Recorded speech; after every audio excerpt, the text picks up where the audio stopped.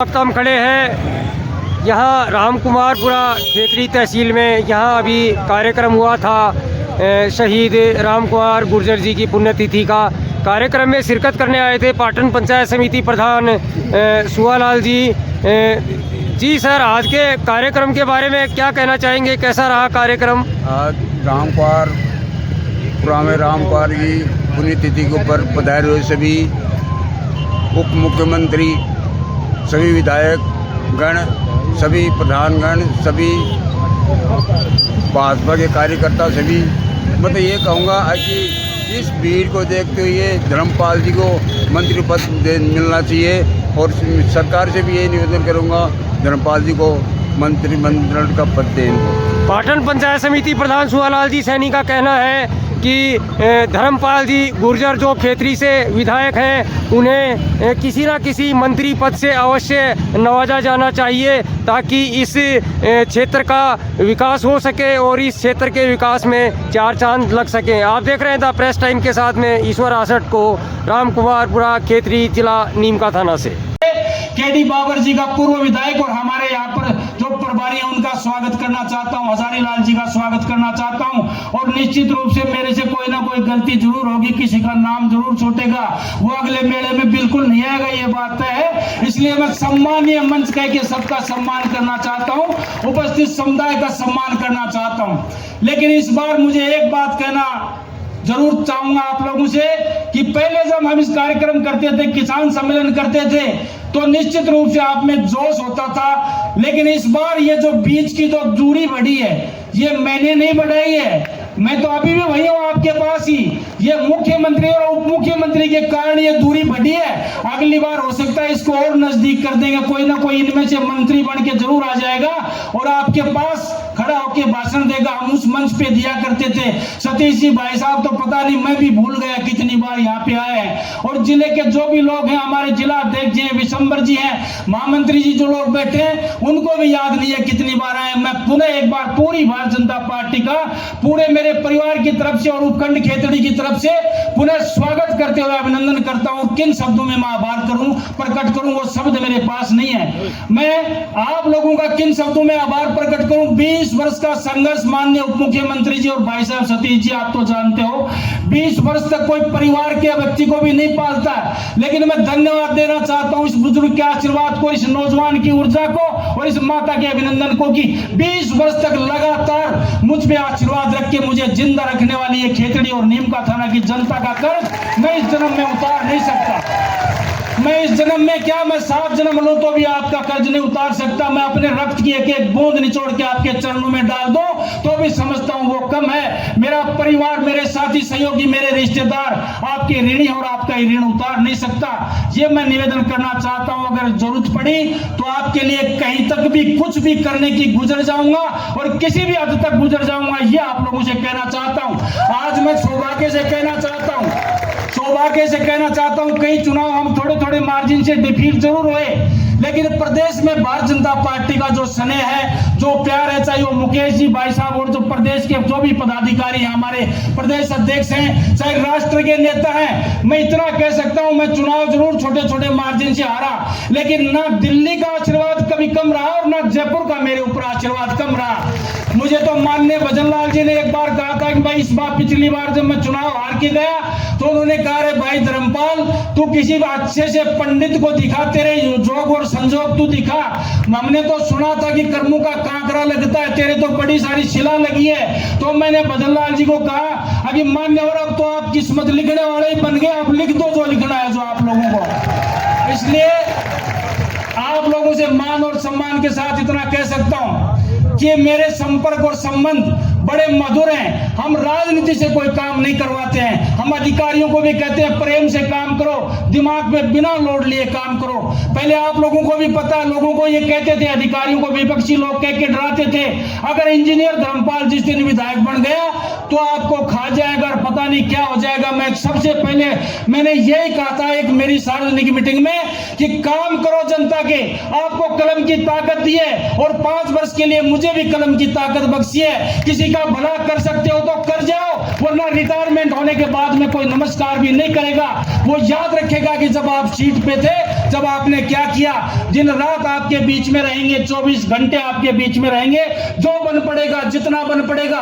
ये जोश में नहीं कह रहा हूं, जोश में वो व्यक्ति कहता है जो पहली बार चुनाव लड़ता है और पहली बार जीतता है। 24 घंटे आपके लिए हूं, जैसा भी हूं, जितना हूं, मेरे परिवार के पूरे परिवार के सदस्य आपके लिए तैयार हैं। ये निवेदन करना चाहता हूं और माननीय मुख्यमंत्री, उप मुख्यमंत्री की गरिमा में उपस्थिति में कहता हूं, सतीश जी की गरिमा में उपस्थिति में कहना चाहता हूं, मेरे इस क्षेत्र में जो पहाड़ी क्षेत्र है, भौगोलिक स्थिति अनुकूल नहीं है। कभी कभी तो एक बार सरकार ने लिख दिया था कि ये नॉन फिजिबल, इसमें इलेक्ट्रिफिकेशन ही संभव नहीं है। लेकिन मैं धन्यवाद देना चाहता हूं भैरव सिंह जी को, स्वर्गीय भैरव सिंह जी को, कि यहां पर स्वतंत्र में जब वो मुख्यमंत्री तो पहली बार इस पहाड़ी क्षेत्र में बिजली पहुंचाई, तो वो भारतीय जनता पार्टी ने पहुंचाई, कांग्रेस ने नहीं पहुंचाई।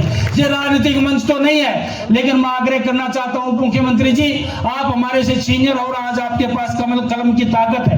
हम आपसे 3-4 बातें शेयर करना चाहते हैं और मैंने लिखित में भी रखी है, आपको भी दूंगा और मेरे सम्मानीय जो मुख्यमंत्री जी हैं और दिल्ली तक दूंगा। जहां पर हमारा हिंदुस्तान कॉपर लिमिटेड का प्रोजेक्ट है, जो कभी शेखावाटी की लाइफलाइन कहलाता था, 12,500 कर्मचारी काम करते थे। आज उसकी दुर्दशा, आज उसकी ये दशा है, वहां पर 400 से नीचे कर्मचारी काम करते हैं, टोटल ठेके पे दे चुके हैं। आज दिल्ली में सरकार हमारी है और सरकार तीसरी बार भी बनने वाली है। दुनिया की कोई ताकत मोदी जी को रोक नहीं सकती। ये ऐलान करना चाहता हूं 50,000 की इस भीड़ में। जब हमारी सरकार दिल्ली में है, हमारी सरकार राजस्थान में है, भारतीय जनता पार्टी का सांसद है, भारतीय जनता पार्टी का विधायक है, भारतीय जनता पार्टी का जिला प्रमुख है, तो हमारे हिंदुस्तान कॉपर लिमिटेड को जिंदा करके इन युवाओं को रोजगार के अवसर पैदा करें, ये आपसे निवेदन करना चाहता हूं। दूसरा, हमारे कई हजारों बीघा जमीन हमने रिको में एक्वायर की है, उसकी एनवायरमेंट क्लियरेंस आने वाली, ईसी आने वाली है, जो दिल्ली में अटकी हुई है पिछले 6 महीने से।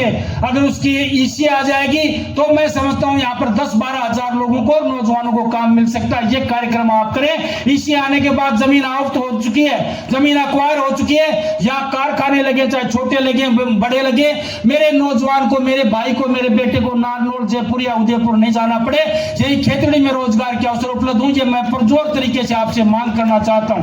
यहाँ पर एक डेयरी का प्लांट है जहां पर 25,000 की कैपेसिटी है लीटर की, लेकिन दुर्भाग्य से उसमें 7-8 हजार लीटर ही दूध पहुंच पाता है। उसमें अगर आप चाहेंगे और हमारी सरकार चाहेगी, उसको पूरा डेवलप अगर कर दिया जाए तो 2,500 नौजवानों को रोजगार उसमें मिल सकता है, प्रत्यक्ष या अप्रत्यक्ष रूप में।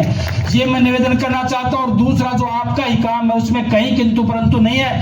हमारे पहाड़ी क्षेत्र जिसमें बांसियाड़ खेतड़ी के नाम से एक रिजर्व कंजर्वेशन बनाया गया है, उसमें माननीय श्रीमती हमारी वसुंधरा राजे जी की तरफ से बजट दिया गया था। उसमें अगर और बजट मिल जाए तो सरिस्का और रणथंभौर की तरह हमारे हजारों हेक्टेयर का जो एरिया है उसमें पर्यटक की आवक हो जाए, हमारे सफारी चल जाए और नौजवानों को प्रत्यक्ष और अप्रत्यक्ष रूप से 5 आज शहीद राम कुमार जी गुर्जर के इस पुण्यतिथि पर मैं सबसे पहले उनके चरणों में नमन करता हूं और मंच पर विराजमान सभी साधु संतों के चरणों में नमन करता हूं।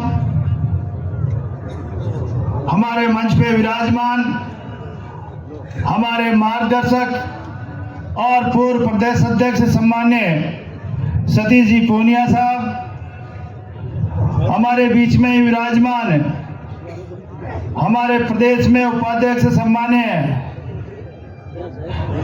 दादी जी, हमारे यहाँ के सम्मान्य सांसद साहब नरेंद्र जी खीजड़ साहब, हमारे बीच में ही विराजमान हमारे माननीय एमएलए साहब सम्मान्य खर्रा जी, हमारे बीच में ही विराजमान विधायक सम्मान्य कुलदीप जी धनखड़ साहब, हमारे बीच में विराजमान सम्मान्य विधायक गोवर्धन जी वर्मा साहब,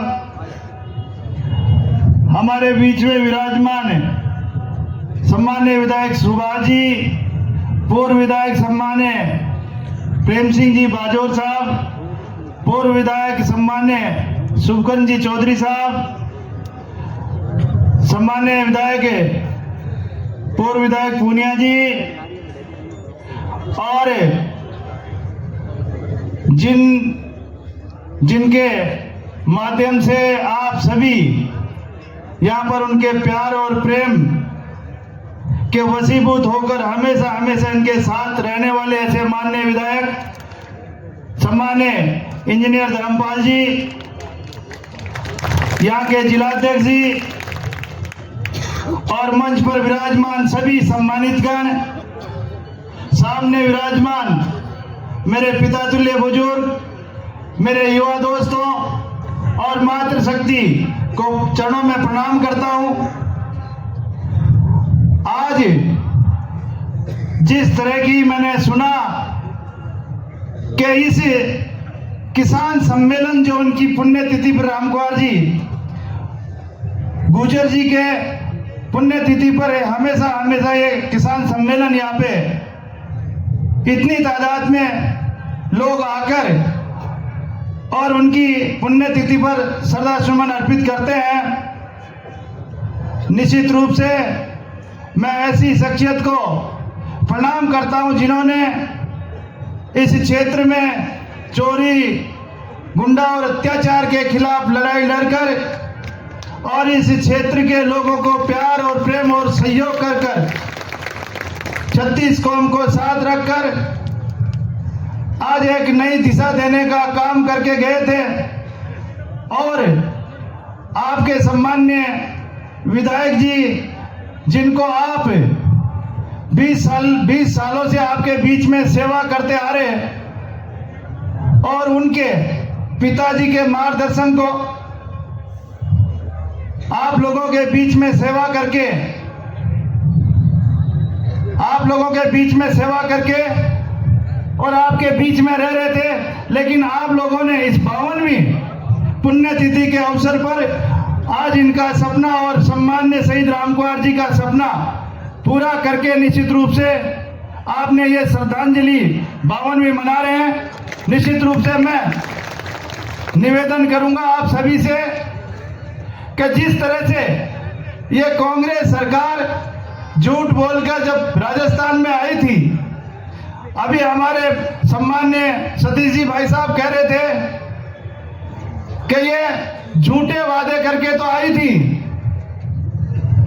किसानों का कर्जा माफ करने के लिए इन्होंने झूठ बोला, इन्होंने बेरोजगार हमारे युवाओं को झूठ बोलकर आई कि आपको बेरोजगारी भत्ता देंगे, और सतीश जी भाई साहब कह रहे थे कि इन्होंने पेपर लीक करने के अलावा इन बेरोजगारों को और बेरोजगार बनाया है।